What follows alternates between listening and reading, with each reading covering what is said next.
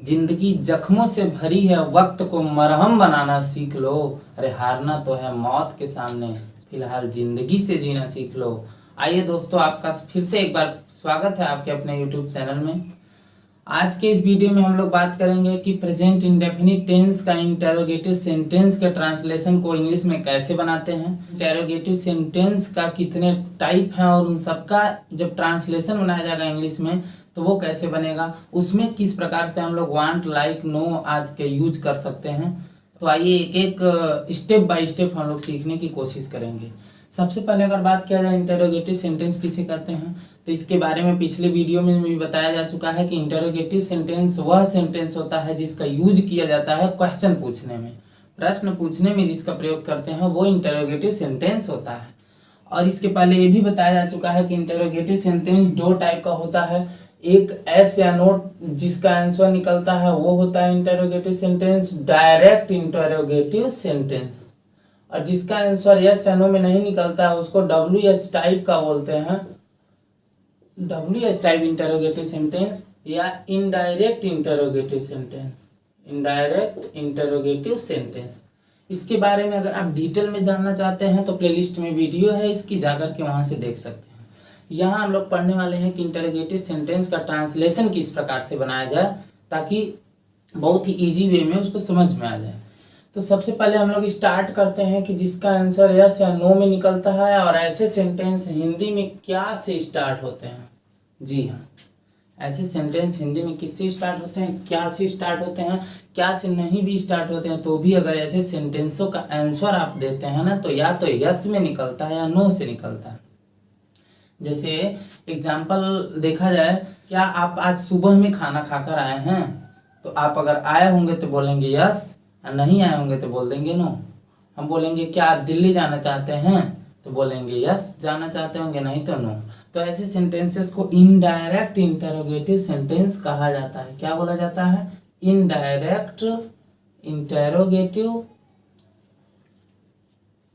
Indirect interrogative sentence. ऐसे sentence को indirect interrogative sentence बोला जाता है।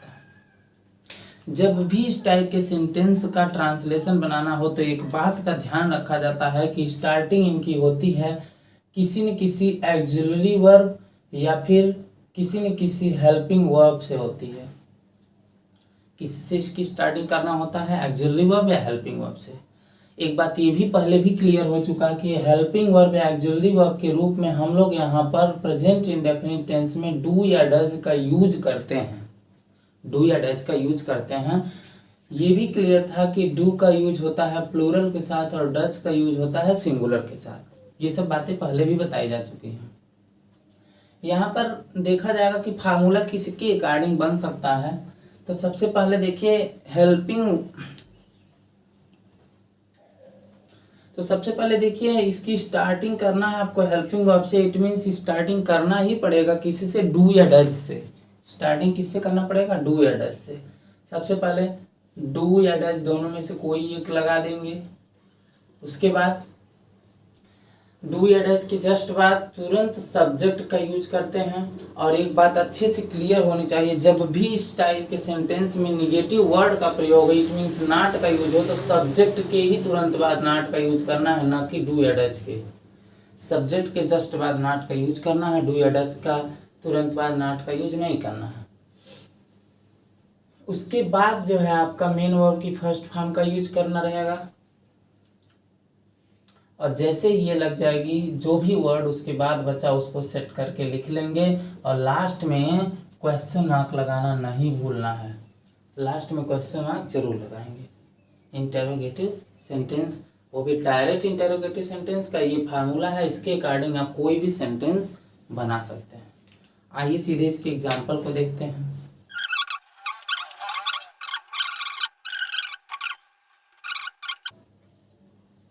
अब ये देखिए आपके सामने एक सेंटेंस है कि क्या तुम रोज सुबह किताब पढ़ते हो। आंसर किस में निकलेगा? अगर पढ़ता होगा तो बोलेगा यस, हाँ पढ़ते हैं, नहीं तो नो। जब इसका सेंटेंस ट्रांसलेशन बनाएंगे तो क्या जो होता है ना, इसकी इंग्लिश हम लोग नहीं लिखते हैं, क्या की इंग्लिश लिखना ही नहीं है, बल्कि स्टार्टिंग डू या डज से करना है। या कह सकते हैं कि क्या की इंग्लिश डू या डज ही हो सकती है। तो डू या डज दोनों में से क्या लगाया जाए, तो सब्जेक्ट है यहाँ तुम का मतलब यू, और यू प्लूरल होता है इसलिए इसके लिए डू का यूज करना है। तो डू यू, नॉट यहाँ कहीं नहीं आया है तो नहीं लगाना। वर्ब की फर्स्ट फॉर्म पढ़ना यहाँ की वर्ब है तो पढ़ना हो जाएगा रीड। क्या बच रहा है अदर वर्ड में, तो बुक बच रहा है, रीड बुक। कब, रोज सुबह, daily in morning, daily in morning. और लास्ट में क्वेश्चन मार्क। एक एग्जांपल और देखने की कोशिश करेंगे।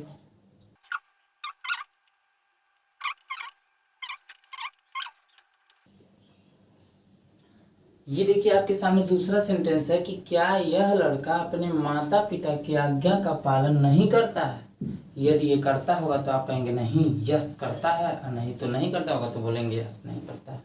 तो यस या नो में ही ऐसे सेंटेंस का आंसर निकलता है। सबसे पहले बात किया जाए इसमें भी, तो क्या की इंग्लिश नहीं लिखना है, स्टार्टिंग करना है डू या डैश से। डू या डैश से स्टार्टिंग करने के लिए हमको पता होना चाहिए डू से करें कि डैश से, तो सब्जेक्ट पता होना चाहिए। सब्जेक्ट है आपका यह लड़का तो हो जाएगा दिस बॉय, सब्जेक्ट पता चल गया दिस बॉय। अब देखिए दिस बॉय ये सिंगुलर है तो यहाँ लगा देंगे डज, जो सिंगुलर रहेगा तो डज। सब्जेक्ट हो गया, डू या डज हो गया। नॉट बिल्कुल यूज करना है क्योंकि यहाँ पर नहीं नाम का वर्ड आया है, तो डज दिस बॉय नॉट पालन करना, पालन करना का होता है obey, does this boy not obey. Other word में अपने माता पिता की आज्ञा का, तो अपने माता पिता की, ओबे मीन्स होता है आज्ञा का पालन करना है, पूरा का पूरा कंप्लीट यहाँ तक हो गया। अब बता अपने माता पिता की आज्ञा का, तो की का हो जाएगा टू, और ये लड़का है तो लड़के के लिए अपना में पॉसेसिव केस में हिज लगाते हैं, तो this boy not obey to his, माता पिता का पेरेंट्स लिख देंगे, पेरेंट्स, और क्वेश्चन मार्क लगा देंगे, सेंटेंस बन के तैयार हो गया। इतना लंबा सेंटेंस है, इंग्लिश इतनी छोटी है। आइए एक एग्जांपल और देखते हैं।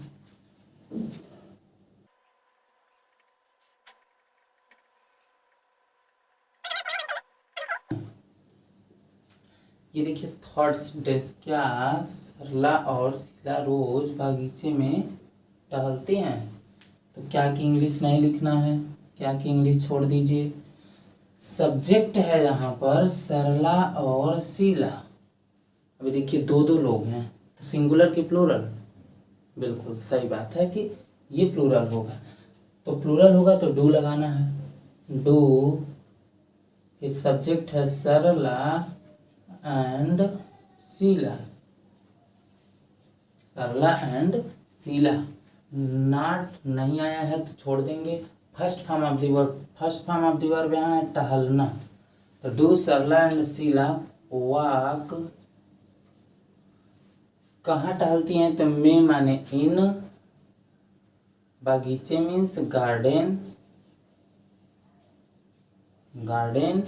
कब, रोज, रोज तो डेली या एवरीडे, दोनों में से कोई एक यूज किया जा सकता है। तो do Sarla and Sheela walk in garden daily. इस तरह से कोई भी सेंटेंस आएगा तो आप अच्छे से इस फार्मूले का यूज करके बनाया जा सकता है। और आइए देखते हैं कि अगर इंटेरोगेटिव सेंटेंस में वांट या लाइक आ जाए तो फिर इसका फार्मूला क्या होना चाहिए। अब आइए देखते हैं कि यदि डायरेक्ट इंटेरोगेटिव सेंटेंस में वांट या लाइक आ जाएगा तो ये पहले से पता है आपको कि इसके साथ दूसरी एक वर्ब भी आएगी। अगर इसके साथ दूसरी भी एक वर्ब आएगी तो इसके ट्रांसलेशन को इंग्लिश में कैसे बनाया जाए, इसका फार्मूला क्या होना चाहिए। तो यहाँ पर आपको लिखा हुआ दिख रहा होगा कि direct interrogative sentence, DIS, direct interrogative sentence. यदि ऐसे सेंटेंस में वांट या लाइक आए तो कोई घबराने की ज़रूरत नहीं है। सबसे पहले फार्मूला सेम ही रहेगा, डू या डज तो लगाना ही लगाना है पहले, उसके बाद सब्जेक्ट भी लगाना ही लगाना है। डू या डज लग गया, सब्जेक्ट लग गया, नॉट अगर आया है तो भी पहले की तरह सब्जेक्ट के जस्ट बाद नॉट का यूज कर देना है, इसमें कोई आपको दिक्कत नहीं होनी चाहिए।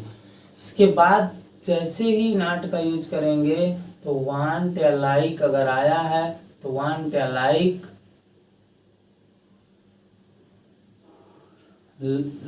लाइक का यूज भी कर देंगे। और आपको पहले से पता है कि वांट या लाइक के जस्ट बाद टू प्लस वर्ब की फर्स्ट फॉर्म लगती है, न कि वर्ब की फर्स्ट फॉर्म। जी हाँ, बिल्कुल इन्फिनिटिव का यूज करना है, two plus first form of the verb का यूज करना है। इसके बाद जैसे ही टू प्लस वर्ब की फर्स्ट फॉर्म का यूज कर देंगे तो अदर वर्ड लिख लेंगे। अदर वर्ड लिखने के बाद क्वेश्चन मार्क लगाना नहीं भूलेंगे। बदला क्या, कुछ भी नहीं, सब फार्मूला पहले की तरह ही है, बस ये वर्ब की फर्स्ट फॉर्म का के बाद तुरंत टू लग गया है और ये वांट या लाइक अलग से आ गया है। आइए सीधे इसका एग्जांपल देखते हैं। जैसे कह दिया जाए, क्या मोहन पतंग उड़ाना नहीं चाहता है। आपके सामने सेंटेंस है कि क्या मोहन पतंग उड़ाना नहीं चाहता है। क्या मोहन पतंग उड़ाना नहीं चाहता है। सेम उसी तरह क्या की इंग्लिश नहीं लिखना है, यूज करना है डू या डज। डू या डज में से डज का यूज करेंगे क्योंकि मोहन सब्जेक्ट है और वो सिंगुलर है, तो डज मोहन। नॉट नहीं लगाना क्योंकि यहाँ नॉट भी लगाना है क्योंकि यहाँ नॉट के लिए नहीं आया है, तो डज मोहन नॉट वांट या लाइक। देखिए चाहता है तो वांट, टू प्लस V1। चाहना का इंग्लिश तो आप लिख चुके, लेकिन दूसरी एक वर्ब उड़ाना बची हुई है। उड़ाना की इंग्लिश फ्लाई, लेकिन उसके पहले टू लगाना है, to fly. To plus V1 भी हो गया। अदर वर्ड में बचा पतंग, तो काइट इसका लिख देंगे और क्वेश्चन मार्क लगा देंगे। आंसर एकदम बिल्कुल रेडी है। एक एग्जांपल और देखा जाए, क्या मैं इतिहास पढ़ना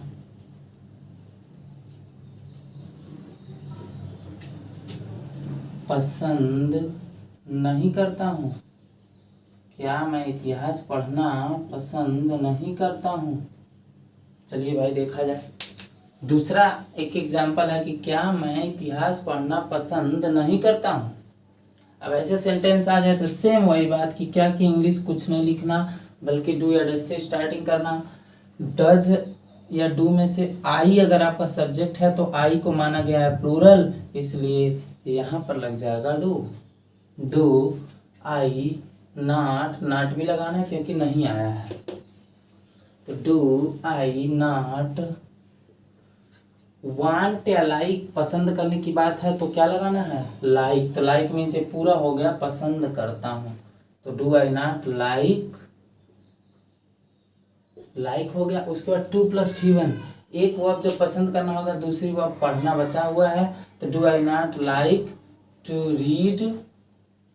टू रीड क्या बचा, हिस्ट्री, इतिहास। To read history. इस तरह से बिल्कुल सिंपल है, कोई दिक्कत नहीं है। बस फार्मूला पहले की तरह सेम है, वांट या लाइक लगाने के बाद टू लगाना नहीं भूलेंगे। वो आपकी फर्स्ट फॉर्म के पहले टू का यूज जरूर कर देंगे। अदर वर्ड है। दूसरी बात है ये क्वेश्चन मार्क लगाना नहीं भूलेंगे। यही छोटी छोटी काम आप कर लेंगे तो कभी गलत होने का कोई चांसेस ही नहीं होगा। इसके बाद अब बारी आती है कि यदि ऐसे सेंटेंसों में कहीं नो आ जाए तो नो के साथ कंडीशन थोड़ी सी चेंज हो जाती है। नो जैसे ही आ जाएगा तो आपको कुछ करने की ज़्यादा ज़रूरत नहीं पड़ेगी। यदि ऐसे सेंटेंसों में नो भी आ जाए ना तो कुछ नहीं करना है, बल्कि वांट या लाइक की जगह पर, वांट या लाइक की जगह पर नो को लगा देना है।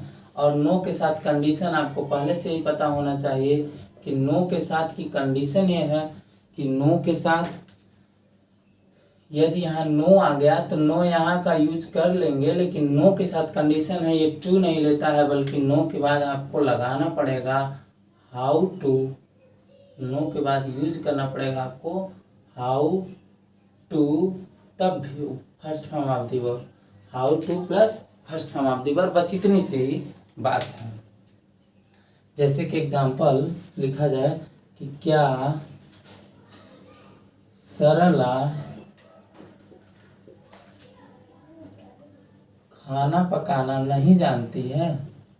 क्या सरला खाना पकाना नहीं जानती है? क्या सरला खाना पकाना नहीं जानती है?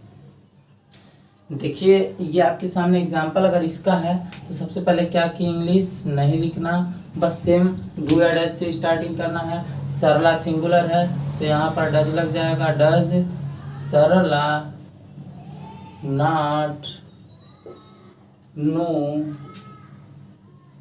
डज सरला नॉट नो, और हाउ टू प्लस V1, बिल्कुल सही। एक जानना का इंग्लिश हो गया तो पकाना का इंग्लिश बचा है, लेकिन इसके पहले हाउ टू, पकाना का इंग्लिश आपको पता होना चाहिए कुक होता है, हाउ टू कुक, खाना का क्या होगा food, how to cook food. आइए एक एग्जांपल और देखते हैं।